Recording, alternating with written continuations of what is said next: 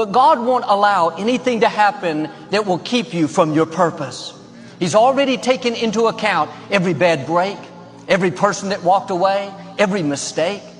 What we can't see is how He's working behind the scenes. And sometimes He has to close a door so He can open a bigger door. He'll move a person out of your life because they're limiting your growth. And what looks like a disappointment is really the hand of God ordering your steps. Doesn't make sense now, but down the road you'll see how if that door hadn't have closed, you wouldn't have met that person that introduced you to a friend, that had an opportunity that took you to a new level. If you only knew what God was up to, you wouldn't live upset. If you only knew how He's going to connect the dots in your life, how all things are going to work for your good, you'd get your passion back.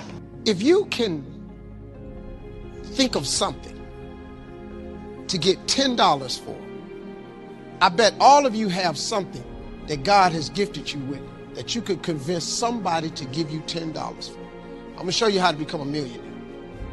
All you need is to have one thing that you can get $10 for. I don't care if it's cutting hair, cutting grass, painting, babysitting, typing papers, walking dogs. I don't care what it is. Just get somebody to give you $10. All I want you to do is do it and get $10. After you get $10, I want you to do it 10 more times. That's all.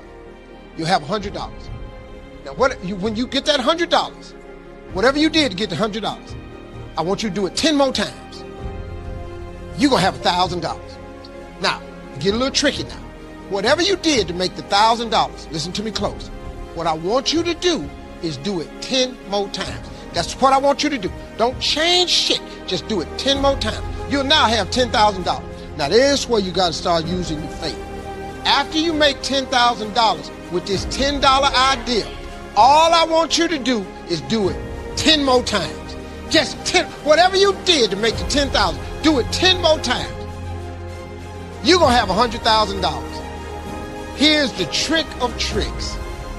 Once you make $100,000, you're going to have to hire a few people. All I want you to do after you make the $100,000, same thing you did to make the $100,000, I just want you to do it 10 more times. Congratulations. You are a millionaire. That's how it's done. These jokes I'm telling right now, these $25 jokes. My first gig paid me $25. These the same jokes. This just English. I ain't learned how to do this in Spanish or none of this.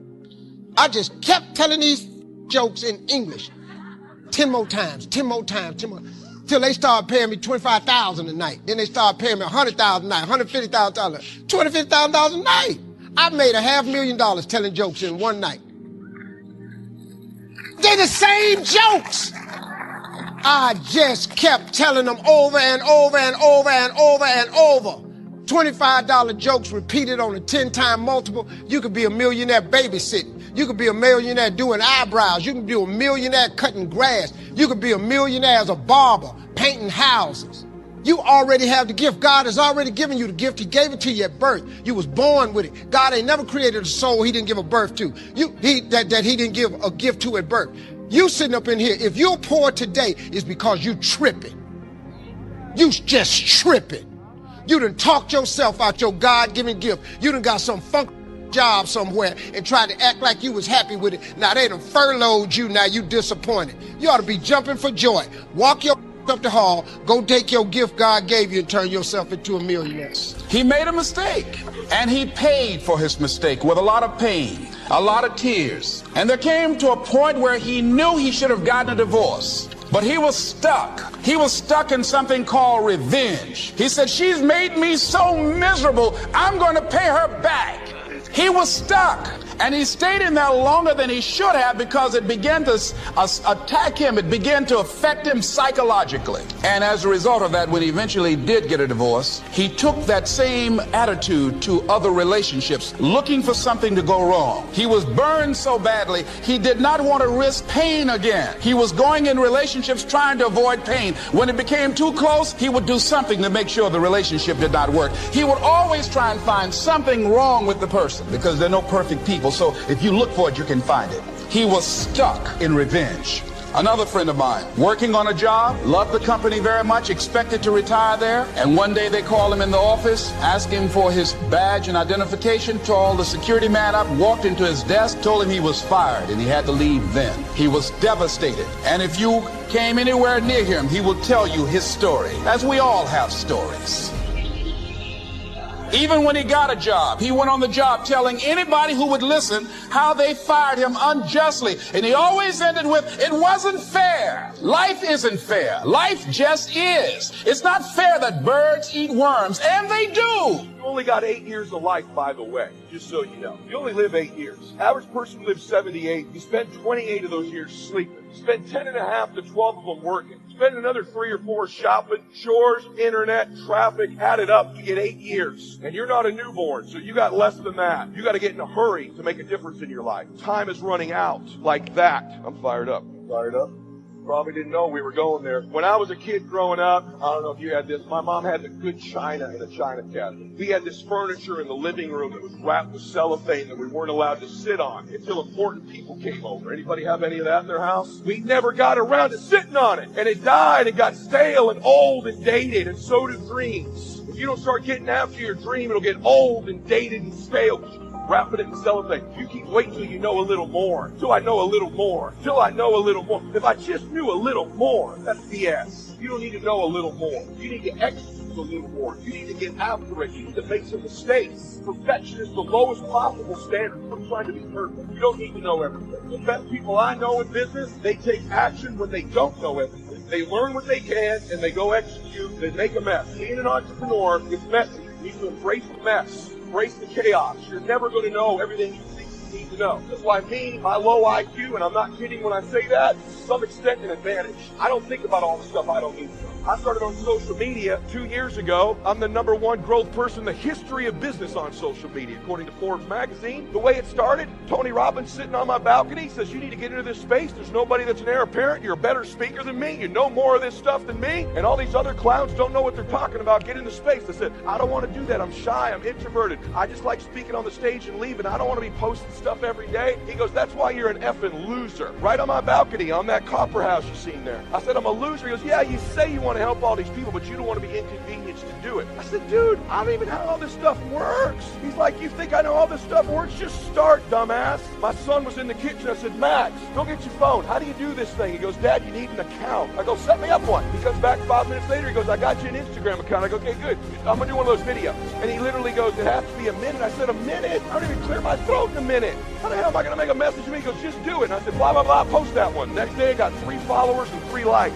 I called Tony. I go, this crap isn't working. He goes, you've done one message, dumbass. He goes, by the way, post earlier in the morning, like around breakfast time. I'm on my boat driving to his house. I go, okay, breakfast time. And then I hear him say, I swear to you, this is true. I hear him say, what I hear is, he goes, can you post earlier, like around breakfast time, and make sure you add some hash browns to that.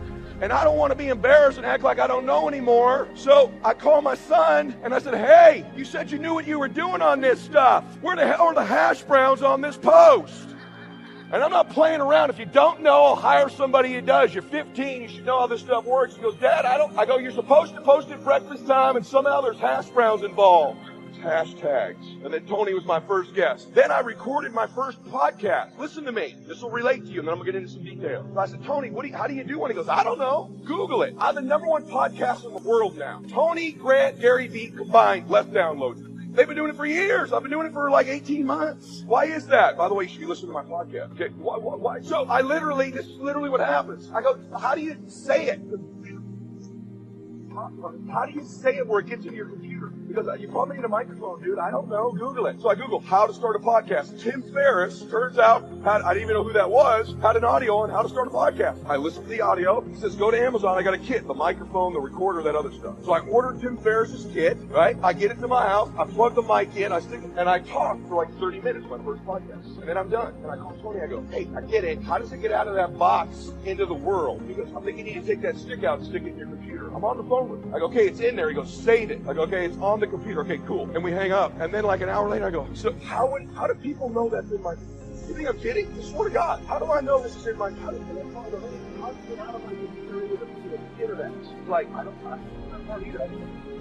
I go, I don't have it. I got Max. He doesn't know about hash browns. And then I finally figured I'd get Osteen. You think if I waited around to know everything, this would not have happened. You take action. The Lord has a way. When you step into a new space of revealing to you the people, places, resources, things you need in that space, and you go from there and you go to the next one. I have a great friend of mine named Paul Edwards, who's a NASCAR driver. I drove his sponsored car for a number of years.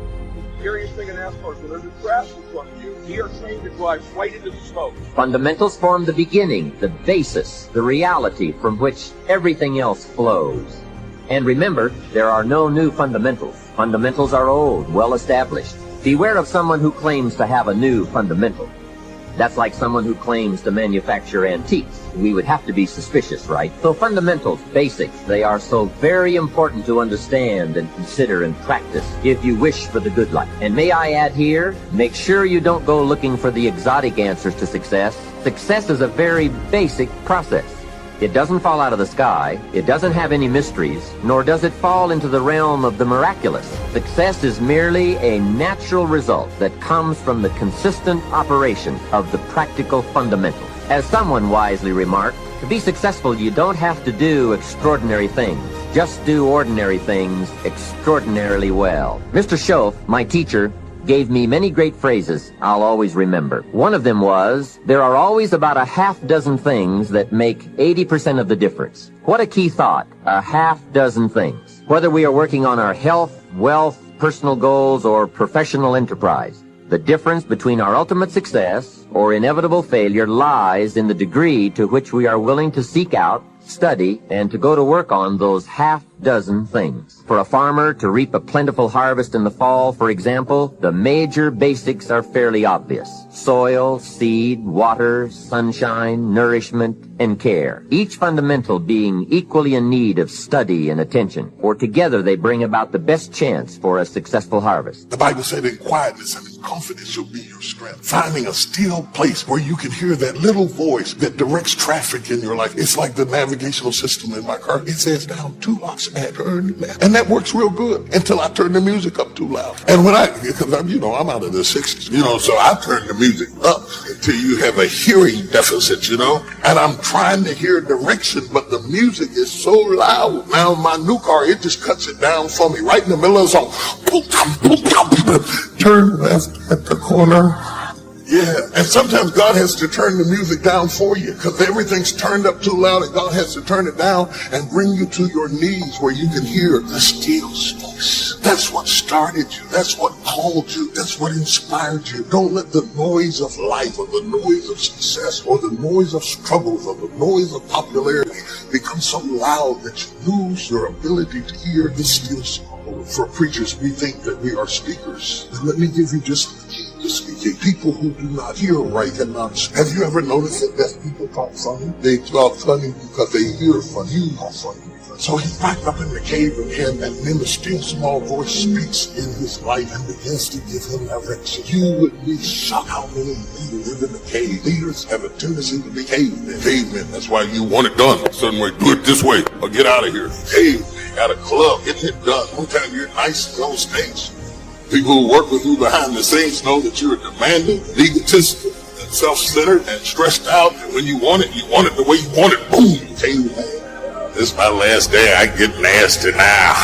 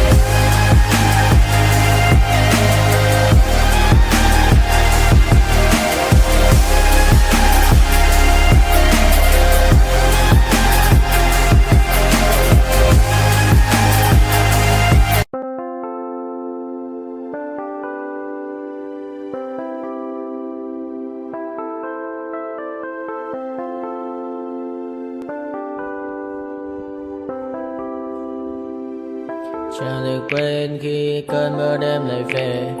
Em đã quên lời thề và ta như đông chìm sâu. Không còn mới em anh nhận màu. Em chỉ cần mơ đâu em bay. Chỉ còn là những cơn mưa vô giá cho bên mơ em không mơ anh. Anh một đêm mơ chỉ cần bên em không được còn nhớ và chỉ khôi không còn nhớ và người ta bên nhau như ngã tớ.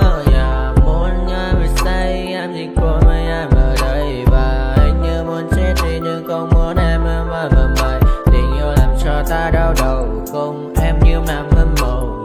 Anh như đêm mong cầu và vui bên em ngủ sầu. Chào cả mà mai em mơ chỉ còn bên em nhưng đừng có mơ. Nhưng mà đã ra em muốn bên ai anh không mong gì hơn chỉ mong em sẽ ở đây ôm anh thật gần. Anh chỉ mong đôi ta được có nhau mà đừng em đâu anh có em muốn em bên anh có em. Ta sẽ trao nhau môi hôn thật sâu ôm anh. I know you told your friend you're not okay, and tell me what's wrong and why you never said you felt that way. And guess you're trying to stay strong and fake a smile until I look away. But I've known you too long, it hurts to watch your blue eyes fade to gray as you fade away. As you fade away. Yeah, I'm about to fade away. Cause every time I wake up I feel like it's Monday. Something's going wrong with all the chemicals up in my brain. All of a sudden I don't look at anything the same way. Got a build up of my thoughts sitting in an ashtray. I'm sorry that I'm so inconvenient, okay. Just let me be me and I'll stay out of your way. I can see the way you look at me, I'm such a disgrace. I never really asked to be brought into this place. You wanna love me? Well then baby I have a taste. All the highs and the lows, no you'll never be the same. I don't really wanna hurt you but I can't control the pain. If you're sticking by my side maybe we could be okay. Okay, maybe you could be the change I need today. I promise that I've never felt this way. I really hope that you will choose to stay through all the pain. I know you told your friend you're not okay, and tell me what's wrong and why you never said you felt that way. And guess you're trying to stay strong